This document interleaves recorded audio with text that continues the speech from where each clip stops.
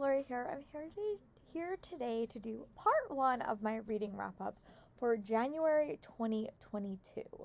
So I have many goals and many plans for this year, and I am off to a good start. I've read 7 books so far, I believe, and I have done much better on my listening game and much better on reading NetGalley arcs, so let's get into it. This is the first year in so long that I had a carryover book from the previous year. Normally, I am very adamant that I will start the year with a new book, but because I was in Disney and I ran out of time, I did carry over League of Liars by Astrid Shillette, which I started in the previous year, thought I would finish it, and then I just didn't. But I really enjoyed this book. This book comes out, I believe, in February. I will correct myself if I got the date wrong, but here is the photo. It does come out in the end of February, and I really like this book.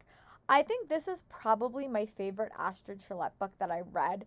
I liked Four Dead Queens. It wasn't a favorite. I really liked The Vanishing Deep. This one may be my book because I really liked it. It is a thriller with a fantasy twist. It has 3 different main characters, all that are interconnected. They all deal with the prison system. There's a magic element that they're all sort of connected to, and there is a court case at the heart of this story. But the major character that you focus is Cal, and his whole goal is to be involved in the legal system, and in the past he was actually sent to a juvenile detention facility for using the magic in this world. And when you use the magic in this world, you're basically like penalized, like you're basically sent to prison. But because he was so young when he did this, he was sent to juvenile detention for a year, and that really made him want to help out in the legal system. So he's been working as like a legal aid in this, in the prison system. But when his sister is captured and put on trial for a crime that he doesn't think she commits, he has to sort of go on an adventure to sort of save the day.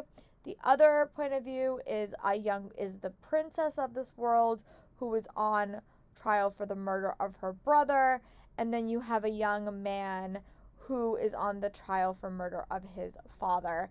And all of these point of views kind of wind up interconnecting, and it was a really fast-paced story, like very, very fascinating. I really enjoyed it, and I like this book because it was a fantasy book with a fantasy element, and I was able to read it online at Disneyland, and I was able to follow it, which previously during the end of that month I had read a lot of contemporary books. I love this book, and it is the first book that it better be the start of a series because it ended on a really, really big cliffhanger, and I am really intrigued by it. I like the magic system. It reminded me a little bit of Shadow and Bone, but it had a very interesting twist. The thriller element was really, really strong. I gave this 4.5 stars. I really loved it. Maybe even 5 stars. I really liked this book. I thought it was great. The characters were awesome. It was like a nice mix of fantasy and science fiction, but thriller also element as well. I loved it. Definitely really liked it. Definitely my favorite Astrid Shillette book to date, and I am really excited to see what she's working on next, and hopefully to see these characters again. Then when I actually got home, I made it a concentrated effort to try to tackle most of my 5-star read predictions. That was my first goal that I wanted to do. And I had mixed results with the next 3 books that I read, but my goal was to read them so I could do a new 5-star read prediction. So the first book I picked up was Sea Witch Rising, which is the sequel to Sea Witch, and this was such a disappointment for me. I will be very, very honest. I actually wound up picking up the audiobook because I just honestly was not engaged at all. And it's so sad because I really love Sea Witch quite a bit. This book was a direct sequel, I will say, and it just did not wow me. But you follow 2 main characters. You follow Runa, who is the Little Mermaid's sister, as she's trying to protect her sister from her fate, and then you follow the Sea Witch Evie, and their fates sort of intertwine. This story had a World War II element to it. it was really hard to follow, and it just was not my favorite. And I'm so sad to say that because I really did like Sea Witch, and I was so hoping this book would turn into a new favorite. It didn't. I didn't really feel connected to either of the characters, and the story, the Little Mermaid elements, just did not work for me as much as the previous book did. And I just felt a little bit disconnected from the story as a whole. I only gave it 2 stars. I really almost DNF'd it, but I wanted to include it in that video, so that's why I kept reading it. But it was just a really, really big disappointment, and not one that wowed me enough, unfortunately. So this is definitely not a 5-star read. It's probably like my lowest star read of the year so far, and probably the lowest read I've given in a bit. But 2-star read. It just did not wow me, and I'm not sure I will read more in this series if there is any more, unfortunately. The next book that I picked up was also a 5-star reproduction, and that is The Rules for Disappearing by Ashley Elston. This is the first book. It's like her debut. I did not love this book as much as her previous books, and a lot of this had to do with the main character in this story. I really struggled with her a little bit, to be very honest, but basically the premise of this book is you follow a girl named Meg, and she is in the Witness Protection Program with her family, and they basically change identities like every 6 to 8 months. But when she gets thrown into this adorable Louisiana town, her plans to stay off the radar don't go according to plan when she meets a very adorable Louisiana boy, and things sort of go from there.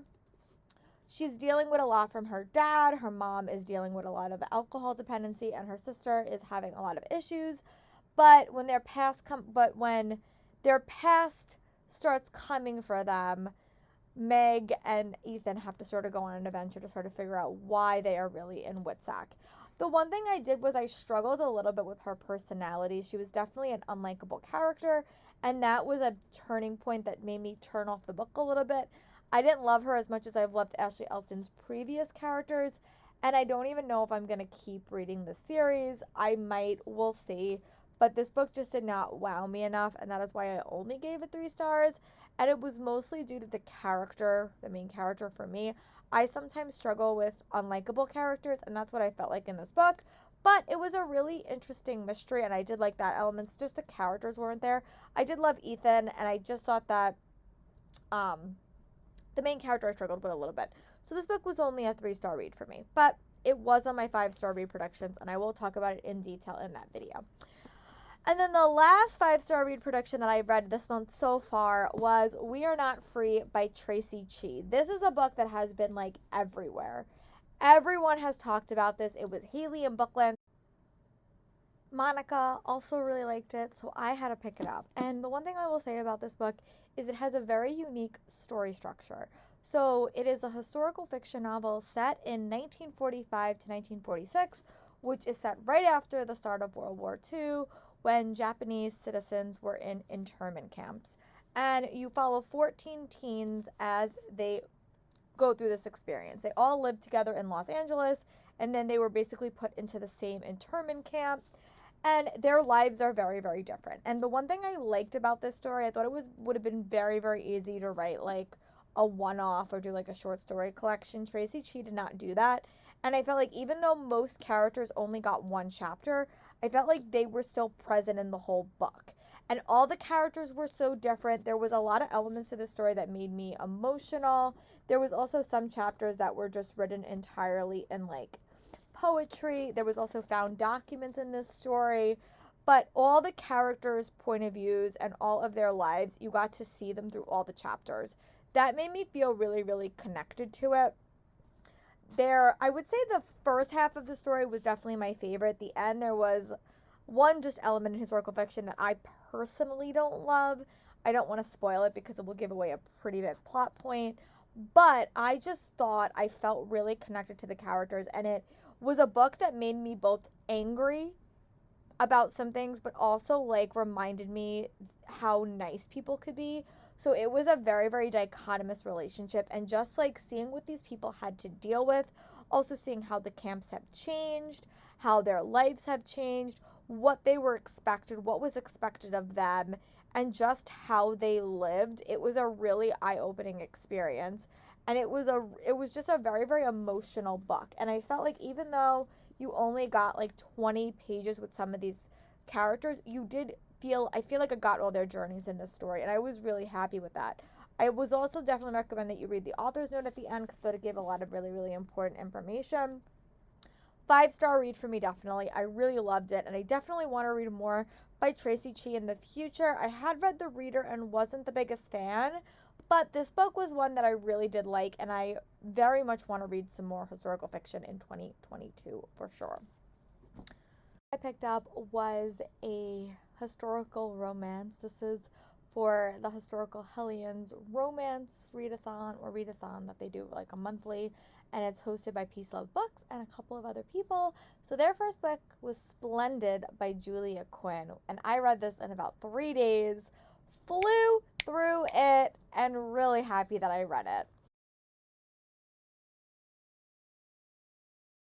Interesting premise book for me, but you basically follow this main character. I think her name's Emma, and she is an American heiress, and she is sent to live with her family in the English countryside, and she winds up having a romance with an English lord. I really like this story quite a bit. I love Julia Quinn's like heroes, and I like the relationship between this and him. I thought it was fun how their meet cute happened, and she was a very like strong-willed character, and I like that a lot. I also like that she was American. There was a element of like mystery and thriller element towards the very end. It reminded me a little bit of It's in His Kiss by Julia Quinn, which was also like had a very, very similar story structure. I really like this one. I definitely want to read more in this series. I really did like her, and I looked at it and was trying to find if her cousin gets another book, and I don't think I don't think I could figure that out. But I liked it. I gave it like 3.75 stars, and it was just a really fun book to read like when I was at work because I read it when I was grading. But yeah, it was a very, very fun read. So the next book that I read has completed one of my goals to read 2 NetGalley arcs in 1 month and every single month. But this one was the Forgery of Roses, or A Forgery of Roses. I can't remember the exact title, but here is the photo. A Forgery of Roses. It comes out in March, and this book was another 5-star read for me. I loved it. I will admit, in the tail end of 2021, I did not read a lot of fantasy books, like young adult fantasy. I just didn't, and I feel like I've been craving that. So this is also the author that wrote Sing for Forgetting, I think, and that was like a music-inspired one. This one is an art-inspired story, and I loved it. It had a very like historical romance feel to it, but you basically follow this main character, and she has powers, and her powers is she can paint, and when she paints she can like change a person's appearance or like make them more braver, but this is like outlawed. Like you can't do this. If you're caught doing this, you will basically be killed. But when the queen comes to her and asks her to bring her son back to life, she gets caught up in a world of political intrigue, murder, death, and maybe some romance. And it was just a really, again, sort of like Legal Liars, it was a fantastical story with a thriller element that I was here for. This is, I would say, is definitely a standalone. So if you're looking for something that you can really, really devour and get some conclusion, I would definitely vote for this. This book also had a lot of representation that I thought was really, unique. It is a one character point of view story, but you do have one character that does deal with a lot of anxiety and depression, and there is another character that does have a chronic illness, I'll say, that is sort of they're sort of figuring that out through the whole book. And I was really intrigued by that representation because I've never really seen that in a fantasy story. It also has a romance that I did not necessarily expect, but I really did like it. It also focuses on her and her sister, and their sister relationship is just super sweet. I really, really love this book. I definitely want to go back and reread her other book, like read her other book, because I think I'll just love it. As again, if you've not been following me for a while, I'm like an art education teacher, and I always look for YA fantasy books that have a twinge of art or music or theater to it, because I like to share those books again with my students because they tend to really like it. But again, this book was really, really enjoyable. It had a nice thriller element with a fantastical story. I love the magic system in the story. It was great, and I was hooked from page one. Then the next book that I picked up was a carryover from 2021, and that is Aurora's End by Amy Kaufman and Jay Kristoff. I am trying to get better at read sequels. This month I've read at least two, which is delightful, and this has actually finished a series. This is my first series finished of the year. I really did like this book. I feel like it's going to be a 5-star read for me, but I feel like I need to reread this whole series quickly and in in order. Because I feel like I would enjoy this series a little bit more impactfully when I read it closer together. But this is the conclusion to the Aurora Rising series, and all the characters are in a very dangerous situation. I will say that, as they try to save the day from an alien invasion, and it was a jam-packed ride from start to end. Very much a character-focused story, I will say that. The plot is definitely a second, not as focused, but I loved it. I love seeing these characters again, and I just was really captured from page one. It was a book that I was happy to read, and it just was a great read. I definitely would like to add this on my series to reread list, because I would like to listen to the audiobooks for it. But it was a 5-star read, and I'm happy that I picked it up. I don't want to talk too much spoilers about it, because it is the last book in the series, but I will have a reading blog coming out eventually where I do talk spoilers, so go check out that if you've read it and want my spoiler thoughts, because that will be at the end of that reading blog. And then the next book that I finished was my nonfiction book of the month so far. I did actually DNF my first one, which was the library book. Here is a photo of that.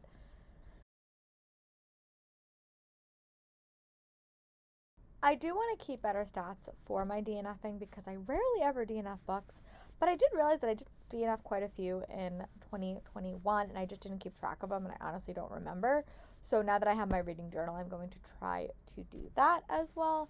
But this book just did not wow me. It was about the library fire, and it just did not capture me. It was very, very dry, unfortunately.